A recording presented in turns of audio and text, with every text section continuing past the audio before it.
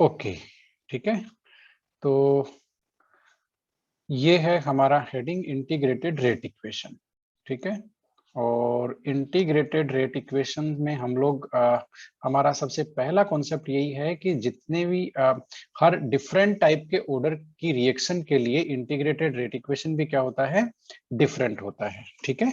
और integrated rate equations की need क्या है वो हम लोग लास्ट क्लास में हम लोग डिस्कस कर चुके हैं, ठीक है, कि क्यों हम लोग डिफरेंशियल रेट इक्वेशन को इंटीग्रेट करते हैं। फिर भी हम लोग यहाँ पर एक छोटा सा हेडिंग, छोटा सा पॉइंट है वो देख लेते हैं कि इंटीग्रेटेड रेट इक्वेशन हमें उसका सिग्निफिकेंस क्या है, ठीक है, वो हमें किस किस में हेल्प करता है ना। इंटीग्रेटेड रेट इक्वेशन बेसिकली आपको ऑर्डर ऑफ रिएक्शन प्रिडिक्ट करने में हेल्प करता है, ऑर्डर ऑफ रिएक्शन। और यदि आपको ऑर्डर ऑफ रिएक्शन पता चल गया तो आप उसका रेट लो निकाल सकते हैं, क्योंकि रेट लो में क्या प्रिडिक्ट करना होता है, ऑर्डर ऑफ रिएक्शन ही तो प्रिडिक्ट करना होता है, एक्स और वाई की वैल्यू, ठीक है। तो ऑर्डर ऑफ रिएक्शन आप निकाल सकते हैं if you with the help of integrated rate equation, rate लो निकाल सकते हैं। और बहुत ही इंपॉर्टेंट प्रॉपर्टी है कि किसी भी केमिकल रिएक्शन की, वो है रेट कांस्टेंट। तो रेट कांस्टेंट डिटरमाइन करने के लिए जो फॉर्मूला है, फॉर्मूला ऑफ रेट कांस्टेंट, वो कहां से आता है, वो आपकी इंटीग्रेटेड रेट इक्वेशन से आता है, ठीक है। तो इस तरह से ये जो आपका हेडिंग है इंटीग्रेटेड रेट इक्वेशन, है ना, ये हम लोग देखने वाले हैं। और अब ये रेट कांस्टेंट की वैल्यू प्रिडिक्ट करना हमारे लिए बहुत आसान हो जाएगा, हमें इसका फॉर्मूला मिल जाएगा बेसिकली, ओके। तो सबसे पहले आप लोग हेडिंग लगाइए integrated rate equation for zero order reactions, फटाफट। Integrated rate equation for zero order, ठीक है, जीरो ऑर्डर रिएक्शन, है ना। सब पहले हम लोग जीरो ऑर्डर रिएक्शन क्या इंटीग्रेटेड रेट इक्वेशन देखेंगे, फिर फर्स्ट ऑर्डर का देखेंगे, दो ही हम लोग देखने वाले हैं, इससे ज्यादा हम लोग देखने वाले नहीं हैं। ये आपका हेडिंग है, ठीक है। अब एक चीज मुझे बताइए, जीरो ऑर्डर रिएक्शन से आप लोगों का क्या मीनिंग है, बताओ। जीरो ऑर्डर रिएक्शन क्या है, बताओ भाई, आप लोग क्या समझते हो जीरो ऑर्डर रिएक्शन से? जैसे हमने एक एग्जांपल लिया आपका यहाँ पर R2P, ये एक रिएक्शन है हमारे पास, और ये जीरो ऑर्डर रिएक्शन है, तो इसका रेट लो क्या होगा? ये जीरो ऑर्डर रिएक्शन है तो इसका रेट लो बता सकते हो क्या आप लोग, रेट लो क्या होगा इसका? रेट कांस्टेंट के इक्वल होगा। हाँ, ये हो जाएगा इसका रेट इज इक्वल टू ये के क्या है, जीरो ऑर्डर रिएक्शन के लिए रेट कांस्टेंट है, और ये हो गया, ठीक है। अब ये इसकी जीरो पावर के डायरेक्टली प्रोपोर्शनल है रेट। देखो जीरो ऑर्डर रिएक्शन का मीनिंग क्या है, अच्छा यहाँ पर देख लेते हैं। फिर ये जो r की पावर जीरो है ना, इसका वैल्यू 1 हो जाएगा, तो ये k के इक्वल हो जाएगा फाइनली रेट, ठीक है। तो ये जीरो ऑर्डर के लिए एक रिलेशन है, रेट लो है, इस तरह से लिखते हैं इसको। मीनिंग हम लोग कैसे एक्सप्रेस कर सकते हैं, वर्ड्स में कैसे एक्सप्रेस कर सकते हैं, है ना। तो आप लोग इसके लिए लिख सकते हैं जीरो ऑर्डर रिएक्शन मींस, लिख लो आप लोग, ए जीरो ऑर्डर रिएक्शन मींस, उसका मतलब क्या है, ठीक है, हमें क्या समझना चाहिए उससे। उसका मतलब ये है कि आपका जो रेट है ना, rate is directly proportional to the zeroth power of concentration of reactant. Rate is directly proportional to the zeroth power of concentration of reactant. सही बात है क्या ये बात सही है ना, रेट उसकी जीरोथ पावर के डायरेक्टली प्रोपोर्शनल होता है। अच्छा, इसका मतलब ये भी हो सकता है क्या, rate is independent of concentration of reactant. ये मैंने जो लिखा है, are you agree with it, बताओ। इन दोनों से आप लोग एग्री हो क्या, जो मैंने स्टार मार्क किया है, बताना जरा। जीरोथ पावर रिएक्शन का मीनिंग यही है क्या?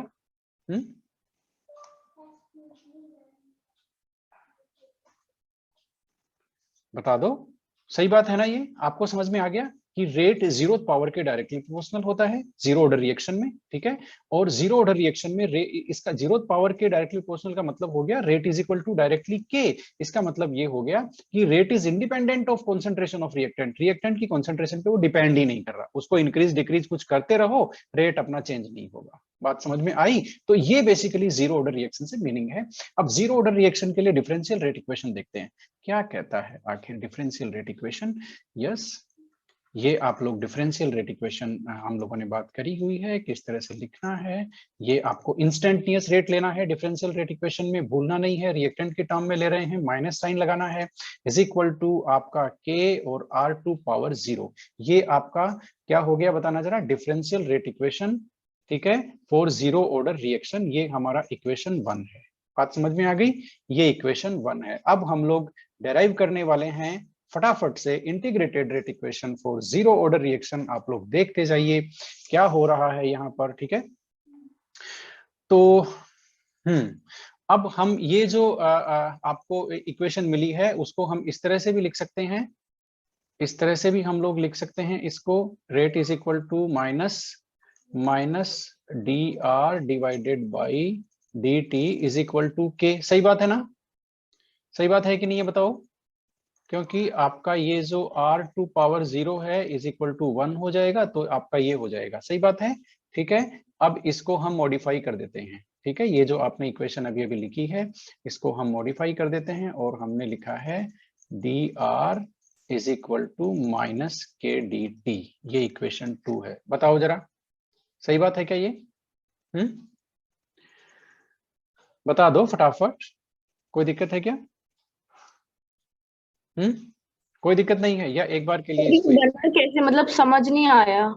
समझ नहीं आया, समझ नहीं आया, ठीक है, कोई बात नहीं। हम डेराइव करने जा रहे हैं जीरो ऑर्डर के लिए इंटीग्रेटेड रेट इक्वेशन, ठीक है। हम लोग स्टार्ट कर रहे हैं डिफरेंशियल रेट इक्वेशन से, ओके। ये जीरो ऑर्डर के लिए डिफरेंशियल रेट इक्वेशन है, ठीक है ना। अब जीरो ऑर्डर के लिए डिफरेंशियल रेट इक्वेशन है, ठीक है।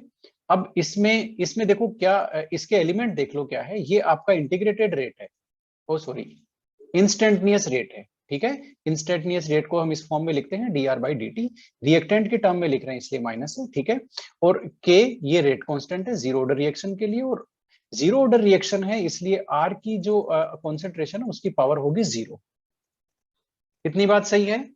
जीरो ऑर्डर रिएक्शन का मीनिंग ही यही है कि रिएक्टेंट की कॉन्सेंट्रेशन की जीरो पावर के डायरेक्टली प्रोपोर्शनल होता है रेट, ठीक है। इतना समझ में आया?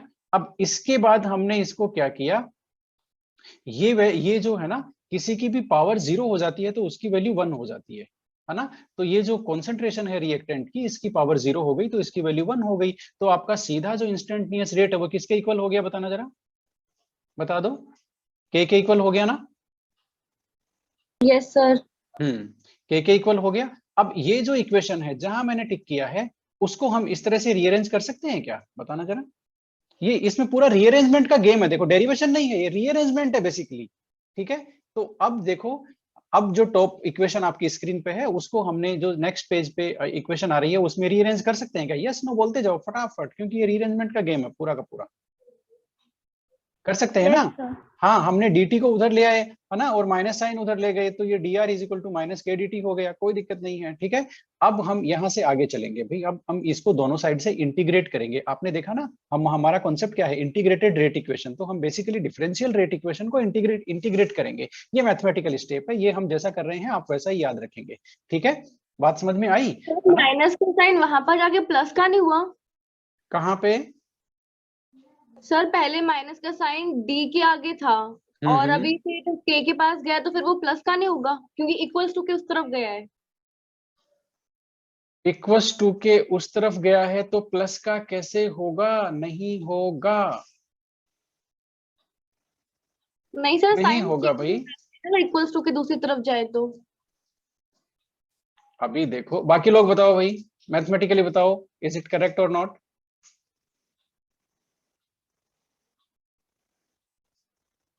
बताओ बताओ, dt को भी हम उधर ले गए ना, फटाफट बता दो, इतना टाइम मत लगाओ। ये सिंपल से, इट इज मैथमेटिकली करेक्ट और नॉट? Yes sir. करेक्ट है ना? इसमें देखो बेटा माइनस साइन इधर ही जाएगा क्योंकि dt को भी हम इधर लेके जा रहे हैं ना, ठीक है। वैसे भी ये मैथमेटिकली करेक्ट है, वो प्लस साइन नहीं होगा ना, प्लस होते ही तो फिर माइनस का गेम ही खत्म हो गया, ठीक है। Okay sir. वो प्लस होते ही तो फिर वो इक्वेशन ही चेंज हो गई ना।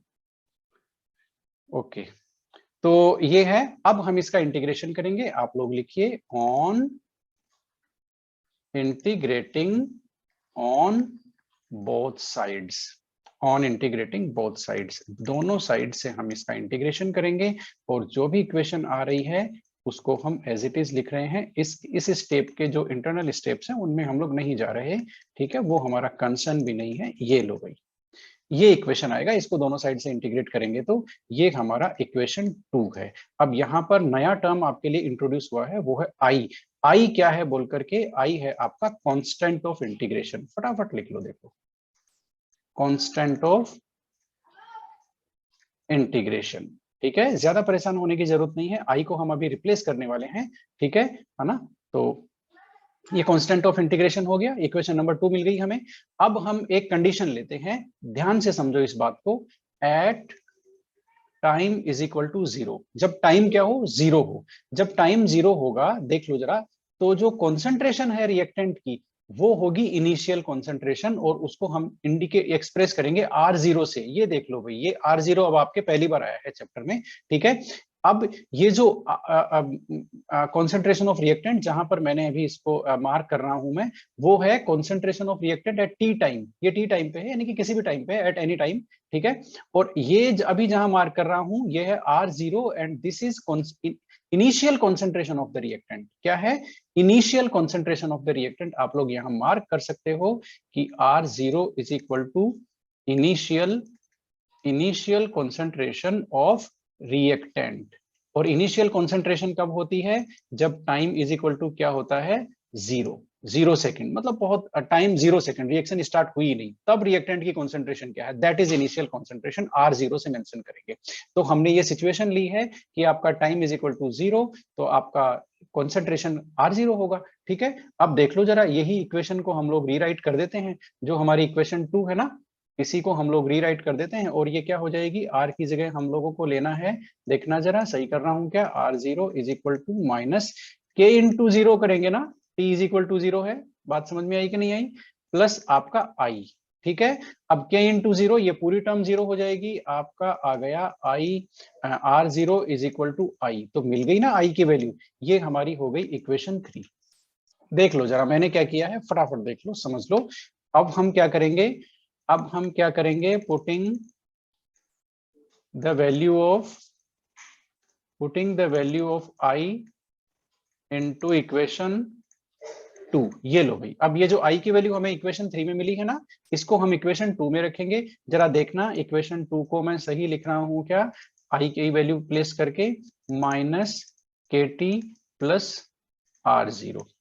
बात समझ में आ गई, इनिशियल कॉन्सेंट्रेशन। किसी को ऑब्जेक्शन है क्या, इतने में बता दो फटाफट। अब हम लोग काफी स्पीडली जाने वाले हैं। ये हमारी इक्वेशन 4 हो गई, बता दो 2 से हम 4 तक कैसे आए हैं, 2 से 4 तक कैसे आए हैं, देख लो समझ लो, ठीक है।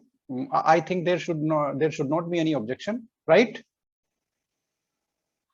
ओके, तो हमें कहीं से कोई आवाज नहीं आई। ये हमारी 4th इक्वेशन है। अब इस 4th इक्वेशन को हम रीअरेंज करते चले जाएंगे, देखो, है ना, और कुछ ही नहीं है आपने। अब आप इसको रीअरेंज करते रहो, देखो, है ना, ये लो, R is equal to R0 minus KT लिख सकते हैं ना, कोई दिक्कत नहीं है ना किसी को। ये हमारी इक्वेशन 5 हो गई, ठीक है। और इसको रीअरेंज कर दो भाई, आपको ये इक्वेशन पसंद नहीं आई, कोई बात नहीं, तो आप ऐसे लिख दो इसको, KT is equal to R0 minus R। ये लो, ये इक्वेशन लिख दो, ये हमारी इक्वेशन 6 हो गई, है ना। रीअरेंज करते चले जाओ, ये भी आपको पसंद नहीं है, आपको सर इसको भी रीअरेंज कर दो बोल करके, तो K is equal to R0 minus R divided by T। कहाँ दिक्कत है, ये हमारी इक्वेशन 7 हो गई, देख लो जरा, ठीक है, कोई दिक्कत नहीं है ना। ओके, अब आप कहोगे सर नहीं नहीं सर ये भी सही नहीं है, एक और लिख दो बोल करके, तो T इज इक्वल टू ये लो और ये आपका हो गया के, ये इक्वेशन 8 हो गई। बता दो जरा, अब किसी को भी कोई दिक्कत है क्या? ये हमने 4 से लेके 8 तक केवल रीअरेंज किया है, ये सारे के सारे जीरो ऑर्डर के इंटीग्रेटेड रेट इक्वेशन है। All these are integrated rate equation for zero order. आपको समझ में आया कि नहीं आया? 4 to 8 all that we have rearranged only, है ना? all these are integrated rate equation for zero order।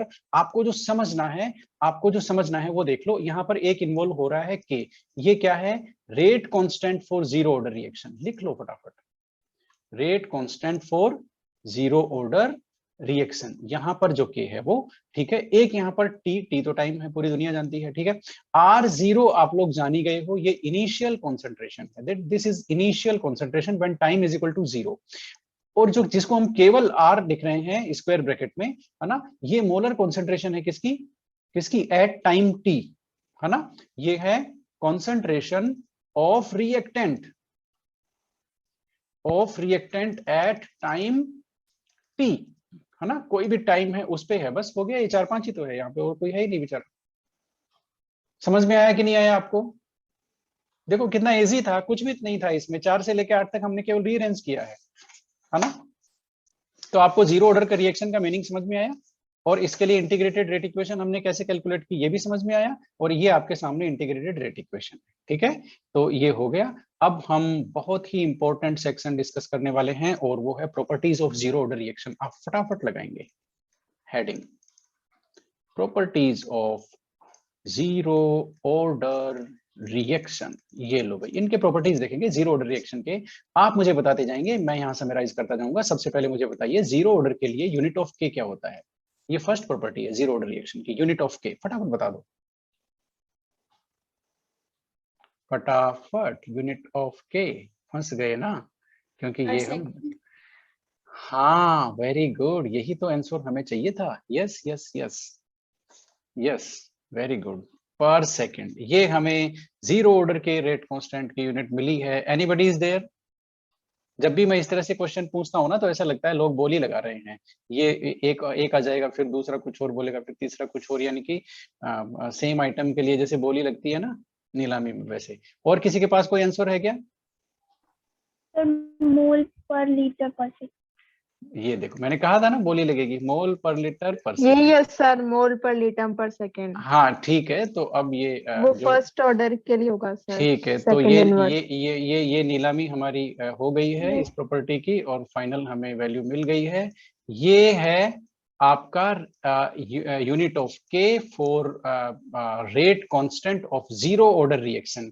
देखो भाई, बहुत सिंपल सी बात है। हमारा एक स्टेटमेंट है जो हमने यूनिट ऑफ के निकालते टाइम लिया था, बहुत सिंपल सा है। क्या है? जीरो ऑर्डर के लिए रेट कांस्टेंट की यूनिट वही है जो रेट ऑफ रिएक्शन की यूनिट है, क्योंकि जीरो ऑर्डर के लिए आपका रेट इज इक्वल टू के हो गया ना। हुआ था कि नहीं हुआ था? आप बार बार भूल क्यों जाते हैं इस चीज को? अभी हमने रेट इज इक्वल टू के किया था, क्योंकि आपका जो रिएक्टेंट है उसकी पावर 0 है, वो 1 हो गया, तो रेट इज इक्वल टू के हो गया। इसका मतलब जो रेट की यूनिट है वही के की यूनिट है। तो जीरो ऑर्डर रिएक्शन के लिए unit of rate constant is the same with the unit of rate of reaction. और रेट ऑफ रिएक्शन की यूनिट सबको पता है, मोल पर लीटर पर सेकंड। कैसे? उसकी डेफिनेशन क्या है? Change in concentration divided by time taken. Change in concentration, concentration में एक्सप्रेस करेंगे मोल पर लीटर, टाइम टेकन सेकंड में एक्सप्रेस करेंगे तो मोल पर लीटर पर सेकंड हो गया। तो जो रेट ऑफ रिएक्शन की यूनिट है वही रेट कांस्टेंट की यूनिट है जीरो ऑर्डर के लिए। इसको भूलना मत अब से, ठीक है। फर्स्ट ऑर्डर की रिएक्शन की, फर्स्ट ऑर्डर में जो के की यूनिट है वो सबको याद रहती है, वो सेकंड इनवर्स है, उसमें कोई प्रॉब्लम नहीं है। सेकंड ऑर्डर की जो यूनिट है वो इसकी इनवर्स है, इसकी इनवर्स है। जहां मैं गोला कर रहा हूं ना, देख लो, रेट ऑफ रिएक्शन है, इसकी इनवर्स है। इसकी इनवर्स कैसे होगी? मैं अभी लिख देता हूं। आपका हो गया मोल इनवर्स, लीटर और सेकंड इनवर्स। ये लो मैंने कर दिया ना, देख लो, मोल को इनवर्स कर दिया, लीटर को इनवर्स कर दिया। ये सेकंड ऑर्डर के लिए रेट ऑफ रिएक्शन की रेट कांस्टेंट की यूनिट है।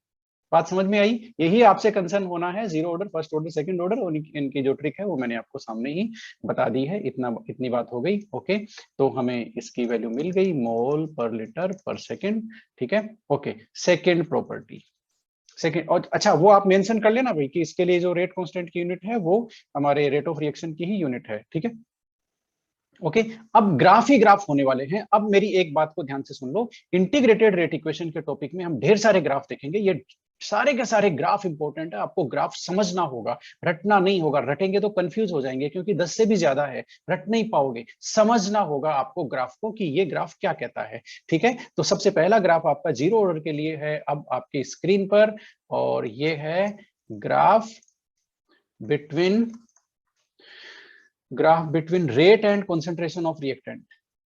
Rate and concentration of reactant. बात को समझ में आई है आपको? कॉन्सेंट्रेशन ऑफ रिएक्टेंट और रेट के बीच में क्या ग्राफ है, ठीक है, वो देखने वाले हैं हम लोग। अब आप जानते हो ना इनके बीच में रिलेशन क्या है ना? आप कहोगे सर नहीं जानते, तो आप जानते तो हो क्योंकि जीरो ऑर्डर के लिए यही रिलेशन होता है, कॉन्सेंट्रेशन ऑफ रिएक्टेंट और रेट ऑफ रिएक्शन में। रेट ऑफ रिएक्शन उसकी जीरोथ पावर के डायरेक्टली प्रोपोर्शनल होता है। It means rate of reaction is independent of concentration. ये कॉन्सेंट्रेशन ऑफ रिएक्टेंट पे डिपेंड ही नहीं करता है, आप उसको कम ज्यादा करते रहो, रेट अपना उतना ही चलता रहेगा, ये आगे ज्यादा नहीं होगा।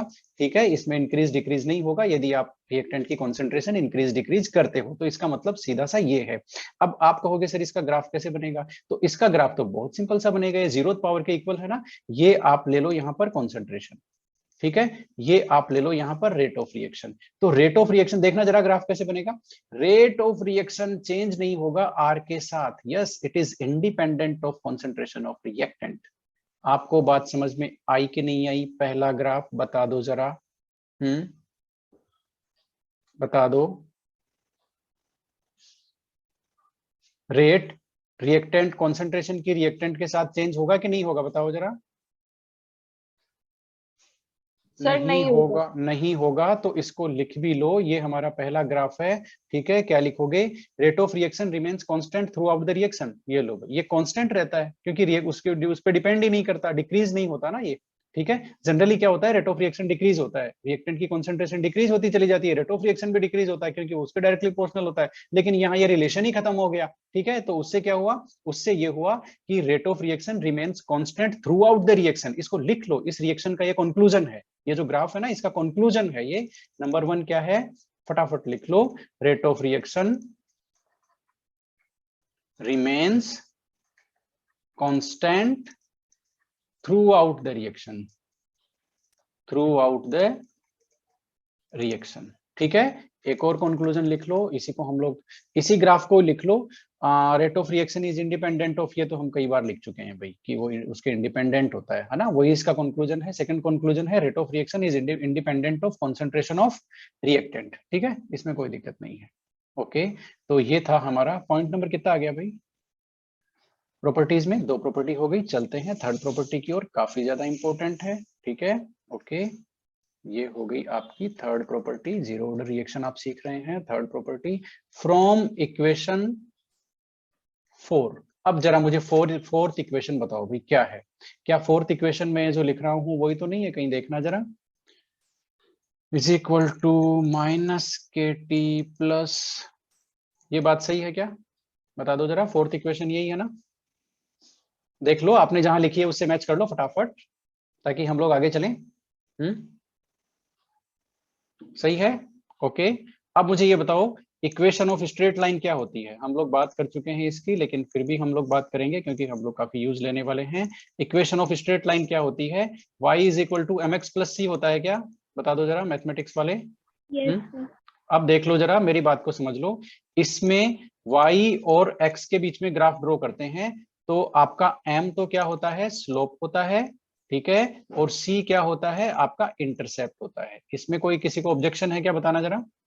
हमेशा ध्यान रखना, ये आपका स्लोप है और ये आपका इंटरसेप्ट है। If you draw a graph between y and x, ठीक है, ठीक है, तो y और x के बीच में ग्राफ ड्रॉ करोगे, m स्लोप है, c इंटरसेप्ट है। ठीक है, अब हम ये चेक करेंगे कि ये जो हमारा इक्वेशन 4 है, मेरी बात को ध्यान से सुनो, इक्वेशन 4 ये क्या इक्वेशन ऑफ स्ट्रेट लाइन को फॉलो कर रहा है? इक्वेशन ऑफ स्ट्रेट लाइन को फॉलो कर रहा है? बताना जरा। कर तो रहा है, y is equal to mx plus c, बात सही है ना? ये देख लो, mx है, y is equal to mx plus c, देख लो जरा, कर तो रहा है, कर रहा है ना? इक्वेशन ऑफ स्ट्रेट लाइन को फॉलो कर रही है ना वो, ठीक है। इसका मतलब ये हो गया कि y और x के बीच में ग्राफ ड्रॉ करेंगे। y और x क्या हो गया यहाँ पर, r, यहाँ पर आपका y हो गया। देख लो जरा, इधर ग्राफ बनाते हैं, क्या हो गया, y एक्सिस पे क्या आएगा आपका r आएगा। x क्या है, x की वैल्यू क्या है बताना जरा, x की वैल्यू क्या है। यदि ये इक्वेशन ऑफ स्ट्रेट लाइन को फॉलो कर रहा है तो x की वैल्यू क्या हो गई, बता भी दो। ये देखो, ये x नहीं है क्या, ये देखो, ये जहां मेरा कर्सर चल रहा है ये x नहीं है, x की वैल्यू क्या हो गई, t, ठीक है, ओके। अब ये हो गया है ना। अब आप ग्राफ ड्रॉ करेंगे इसमें, तो ग्राफ कैसा आना चाहिए भाई, देखो मैं आपके सामने रखता हूँ कुछ ग्राफ, एक तो मैं ऐसे ड्रॉ कर दूं और एक मैं ऐसे ड्रॉ कर दूं। बताओ भाई मैथमेटिक्स वाले, बताओ कैसा ग्राफ आएगा इसमें, बताओ 1 आएगा या 2 आएगा, कौन से टाइप का आएगा, दोनों ही स्ट्रेट लाइन है भाई। सर 1 आएगा, यस, यही जवाब हमें चाहिए था, क्योंकि अब वापस से नीलामी शुरू हो गई है, बोली लगेगी, फटाफट बताओ। ऑप्शन 2 ही है आपके पास, कैसा ग्राफ आएगा बताओ, 1 जैसा आना चाहिए या 2 जैसा आना चाहिए। ग्राफ हम ड्रॉ करने वाले हैं रिएक्ट कॉन्सेंट्रेशन ऑफ रिएक्टेंट और आपके टाइम में। देख लो जरा, y की वैल्यू ये हो गई आपकी, ये देखो y की वैल्यू ये हो गई, x की वैल्यू t हो गया, तो ये आपका कॉन्सेंट्रेशन ऑफ रिएक्टेंट है। देखो अब बात को समझ लो, जो नहीं समझे हो वो अब समझ लो। इक्वेशन ऑफ स्ट्रेट लाइन क्या कहती है, आपके जो m की वैल्यू यहाँ पर यदि पॉजिटिव है, देख लो m की वैल्यू पॉजिटिव है तो स्लोप आपका पॉजिटिव होगा, और जब भी स्लोप पॉजिटिव होगा इक्वेशन आपका ऐसे ही रहता है, ये होता है स्लोप पॉजिटिव। ये देखो जो मैंने अभी ड्रॉ किया है ना, ये पॉजिटिव स्लोप है। बात समझ में आई, ये कब होगा, जब m की वैल्यू यानी कि स्लोप की वैल्यू आपकी पॉजिटिव है। लेकिन स्लोप की वैल्यू यदि निगेटिव है तो आपको निगेटिव इस तरह से ग्राफ ड्रॉ करना है, ये है m की वैल्यू, ये -m और ये +m, स्लोप पॉजिटिव, ठीक है, और ये स्लोप क्या है, निगेटिव। बात समझ में आई कि नहीं आई आपको। अब आप वहां m की वैल्यू देखो, m की वैल्यू क्या है, -k है या नहीं है, बताओ। m = -k आपको दिख रहा है क्या, बता दो जरा। m = -k है ना, इसका मतलब स्लोप की वैल्यू क्या है, निगेटिव है। इसका मतलब अब बताओ 1 आना चाहिए या 2 आना चाहिए, फटाफट बताओ। 2 आना चाहिए। 2 आना चाहिए, क्योंकि स्लोप की वैल्यू निगेटिव है। ये लो भाई, ये हमने ये स्लोप की वैल्यू निगेटिव लाया है, ये इस तरह से हमारा ग्राफ है, ठीक है। अब आपको समझ में आ गया होगा कि यहाँ पर हर इस ग्राफ के लिए हम लोग स्लोप और वो लेंगे, तो स्लोप क्या है इसके लिए, स्लोप की वैल्यू हो गई आपका, स्लोप क्या है m की वैल्यू क्या हो गई -k। इंटरसेप्ट क्या हो गया भाई, यहां से यहां तक का इंटरसेप्ट क्या हो गया, c की वैल्यू क्या है, इंटरसेप्ट बताना जरा, c की वैल्यू क्या हो गई, बता दो। इंटरसेप्ट c = क्या है आपका, इनिशियल कॉन्सेंट्रेशन है r0, इसका मतलब ये यहां पर है ना, ये आपकी इनिशियल कॉन्सेंट्रेशन है r0। बात समझ में आई आपको। तो intercept initial concentration r0, slope आपका -k हो गया, जब हमने ग्राफ ड्रॉ किया कॉन्सेंट्रेशन ऑफ रिएक्टेंट और टाइम के बीच में, इक्वेशन नंबर 4 से। आपको इक्वेशन ऑफ स्ट्रेट लाइन कैसे अप्लाई करना है ये समझ में आ गया, सिंपल मैनर में। ग्राफ पॉजिटिव और नेगेटिव कब होता है, स्लोप कैसे पहचानना है, इंटरसेप्ट कैसे पहचानना है। देख लो c की वैल्यू आपने पहचान ली ना, ये देख लो, ये रहा c r0, तो इंटरसेप्ट ये हो गया, x ये हो गया, m ये हो गया, y ये हो गया, इक्वेशन आपके सामने है। ये हमारा टॉपिक खत्म हो गया, यानी कि नेक्स्ट प्रॉपर्टी में आ गए। अगली प्रॉपर्टी लिखो, प्रॉपर्टी नंबर 4। अभी जो हमने किया ग्राफ, वो आपको समझ में आया कि नहीं आया, पकड़ में आया आपको। फ्रॉम इक्वेशन 8, अब फटाफट 8 इक्वेशन मुझे आप ही बताएंगे, मैं नहीं बताऊंगा आपको, जल्दी से बता दो, बहुत इंपॉर्टेंट है। एक और ग्राफ है, बता भी दो।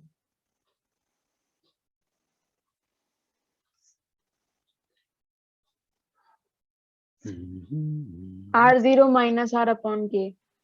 यस, किसके इक्वल टू, किसके इक्वल टू,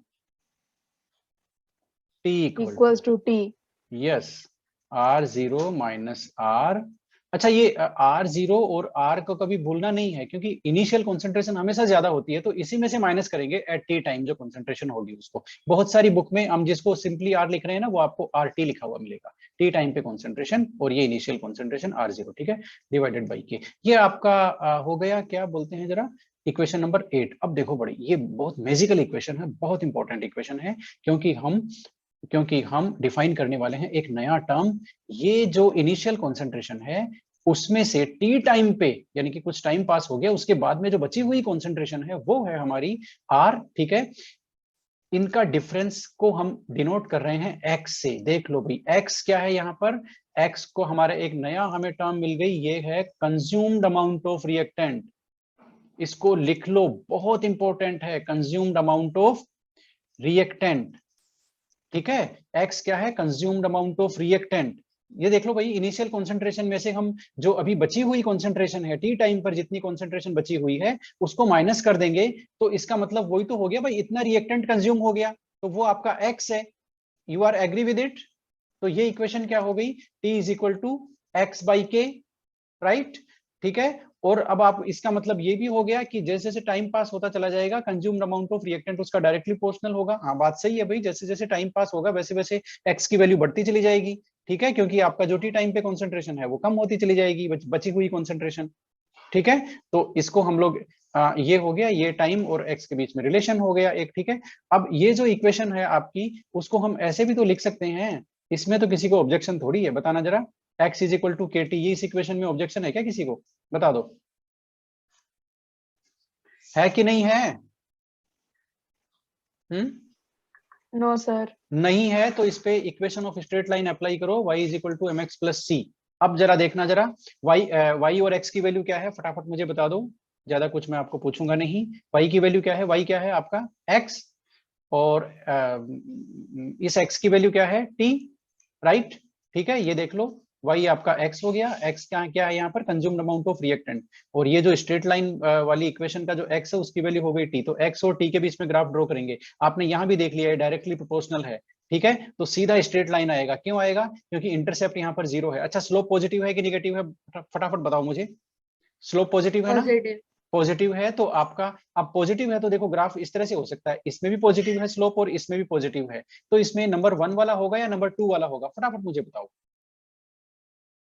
यहां भी बोली लगानी पड़ेगी, 2 वाला होगा, क्योंकि इंटरसेप्ट यहां पर 0 है, सी की वैल्यू है ही नहीं, इंटरसेप्ट है ही नहीं। It means you have to start the graph from the origin. बात आपको समझ में आई? यदि आप 1 लेंगे तो ये इंटरसेप्ट की वैल्यू हो गई, इंटरसेप्ट तो हमारा यहाँ पर कुछ है नहीं ना, सी की वैल्यू तो कुछ है ही नहीं। ठीक है ना, तो इसका मतलब है आपको ओरिजिन से स्टार्ट करना पड़ेगा, पॉजिटिव स्लोप है, तो ये आपका ग्राफ हो गया एक्स और टी के बीच में। इसलिए ग्राफ को समझना है, रटना नहीं है, रटोगे तो भूल जाओगे, समझ लोगे तो याद रहेगा। ठीक है, तो ये आपका एक्स और टी, एक्स की जो हमने एक नई टर्म यहाँ पर डिक्लेयर किया है, नया टर्म हमने आइडेंटिफाई किया है, that is consumed amount of reactant. तो रिएक्टेंट से रिलेटेड यहाँ पर 3 टर्म है, R0 initial concentration when time is equal to 0, R when time t यानी कि आफ्टर t टाइम क्या बची हुई कॉन्सेंट्रेशन है रिएक्टेंट की वो। ठीक है, और x क्या है, कंज्यूम्ड अमाउंट ऑफ रिएक्टेंट। बात समझ में आ गई आपको? ठीक है, तो इस तरह से ये कुछ पॉइंट थे, 4 पॉइंट हो गए, 5वां पॉइंट और ले लो, फटाफट से चलते हैं आगे। 5th पॉइंट ले लो भाई, time required for 100% completion of reaction, फटाफट लिख लो, time required for 100% completion. 100% completion के लिए कितना टाइम चाहिए, कितना टाइम चाहिए, अभी बताते हैं आपको कितना टाइम चाहिए, क्योंकि आप लोग जानते तो हो ही टी का इक्वेशन, टी का जो इक्वेशन है वो ये आया R0 माइनस R, ठीक है, डिवाइडेड बाई के, यही आया ना। अब यहाँ पर इनिशियल कॉन्सेंट्रेशन है R0 और ये R क्या है, ये क्या है, ये है लेफ्ट कॉन्सेंट्रेशन, बची हुई कॉन्सेंट्रेशन टी टाइम पे। तो जब 100% रिएक्शन कंप्लीट हो जाएगी तो R की वैल्यू कुछ नहीं बचेगी। बात समझ में आई ना, क्योंकि टी टाइम पे कॉन्सेंट्रेशन इसका मतलब 0 हो गई, तो ये R की वैल्यू आपका 0 हो गया। एट 100% कंप्लीशन आपका R क्या हो गया, 0 हो गया। तो ये क्या आ गया, T इज इक्वल टू, है ना, और इसको अब हम ये लिख सकते हैं T 100% is equal to R divided by K। ये हो गया फॉर्मूला, लिख लो इसको, टाइम भी खत्म हो गया। ठीक है, ओ सॉरी R0। ठीक है, ये 100% रिएक्शन कंप्लीट होने में कितना टाइम लगेगा उसको कैलकुलेट करने के लिए इक्वेशन है। ओके, मिलते हैं नेक्स्ट मीटिंग में, फटाफट जल्दी से।